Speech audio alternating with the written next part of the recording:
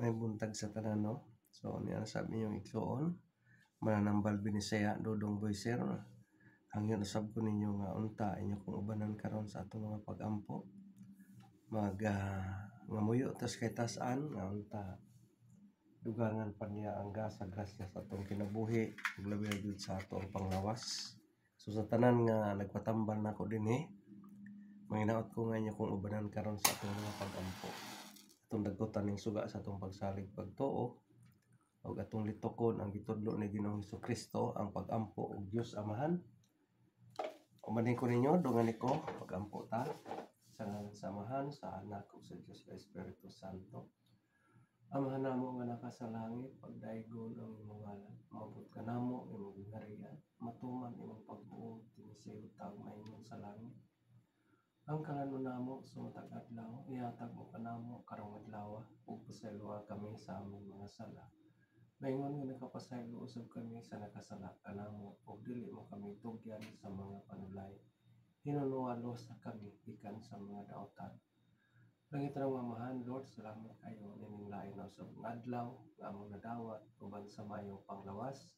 Manginaot kami Ginoo nga ikaw unta ang kanunay naa sa among kiliran, ug ikaw ang magagabay sa among adlaw-adlaw nga pagabuhaton, ug labi na gyud usab Lord kini akong pagpanambal sa akong mga kaigsuonan. Manginaot ko Ginoo unta imo silang ayohon sa ilahang mga sakit ug balatian.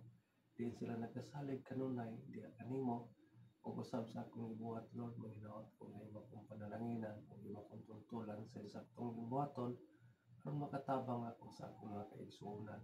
Kining tanan Ginoo akong gipangamuyo, ipasalamatan uban sa akong pamilya, sa akong kaparintihan ug sa tanan kasilinganan ug sa mga tao nga nagatuog nagasalig nga mga atong mga pag-ampo, makaayo ug balatian ug pagkapasaylo ug sala. Kining tanan among gipangamuyo ug ipasalamatan sa ngalan ni Kristo imong anak, among maluluwas. Amen. Sa ngalan sa Amahan, sa Anak ug sa Dios sa Espiritu Santo. Og salamat kay ninyo, no? Mayong buntag ninyong tanan. Nga atong buntagon nga mga pag-ampo, pagpangaliya. Manginaot ko nga inyo kakanunay akong ubanan. Ug sa tanan nga dunay mga sakit ug balatian diring napita, manduol kanako diri sa Nuloon, Bintal, Davao City. Manginaot ko nga sila Lord, panalangini ang imong tagsa-tagsang gibuhaton, ug sila unta mapasaylo sa nimo ang among mga kasalanan o kasaypanan. Salamat kay ninyong tanan. Paki-share lang and likes, then follow sa ako ang everyday nga prayer, din atong giubanan kini sa atong pagpangalagad at pagpanambal kaninyong tanan. So salamat kaninyo, maayong buntag, good luck, and may God be always bless us. So daghang salamat.